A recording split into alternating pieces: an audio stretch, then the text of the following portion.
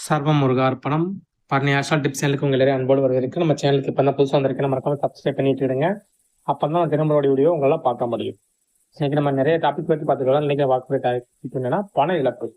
ஒருத்தருக்கு வந்து பண இழப்பு ஏற்படுறதுக்கு ஏதாவது அறிகுறிகளுக்கு முன்னாடி ஏற்படுமா அப்படின்னு ஒரு டவுட் இருக்கும். அதை பற்றி தான் நீங்கள் நம்ம பார்க்க போகிறோம். வீடியோக்குள்ள போகிறதுக்கு முன்னாடி மறக்காம லைக் பண்ணி ஷேர் பண்ணிடுங்க. சரி, வாங்க இப்போ வீடியோக்குள்ள போகலாம். பணம், அதாவது இப்போ வந்து அருளாருக்கு அவ்வளோ வாழ்க்கை இல்லை, பொருளாருக்கு இவ்வாழ்க்கை இல்லை.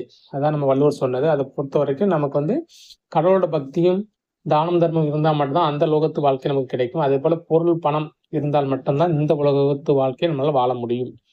அப்படி வந்து நமக்கு வந்து பணம் வந்து ஒரு இன்றியமையாத ஒரு தேவையாக இருக்குது. பல பேருக்கு அது பிரச்சனையாகவும் இருக்குது. பணம் வந்து எவ்வளவு வருமானம் வந்தாலும் இருக்க மாட்டேங்குது, செலவாயிடுது அப்படிங்கிறது நம்ம கொடுத்துருக்கோம். இதுக்கு வந்து நம்ம பணத்தை எப்படி கையாளுங்கிற வீடியோ கூட நம்ம போட்டிருக்கோம்.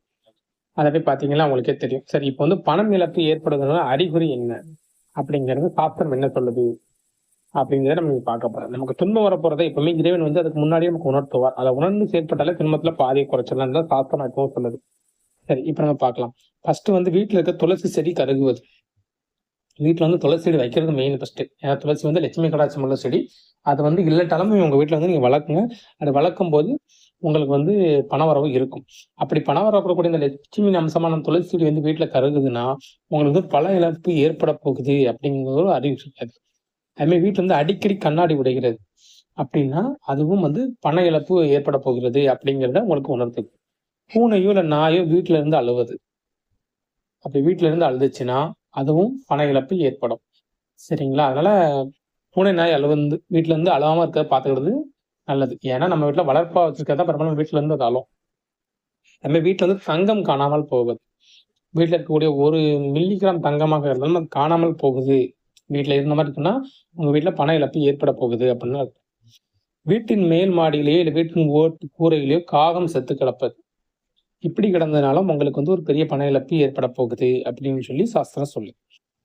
வீட்டுக்கு உள்ள விஷசந்துக்கள் நுழையிறது, அதாவது விஷத்தன்மையுடைய பாம்புகள் வீட்டின் உள்ளே நுழையுது அப்படின்னா உங்களுக்கு வந்து ஏதோ ஒரு வகையில பண இழப்பு ஏற்பட போகிறது அப்படின்னு சொல்லி சாஸ்திரம் சொல்லுது.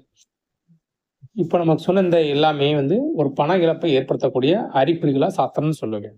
இதுல உங்களுக்கு ஏதாவது சந்தேகம் இருந்துச்சுன்னா கமெண்ட் பாக்ஸ்ல சொல்லுங்க, நான் அதுக்கு நான் ரீப்ளை பண்றேன். இந்த வீடியோ உங்களுக்கு ரொம்ப பிடிச்சதா மறக்காம லைக் பண்ணி ஷேர் பண்ண மறந்துடாதீங்க.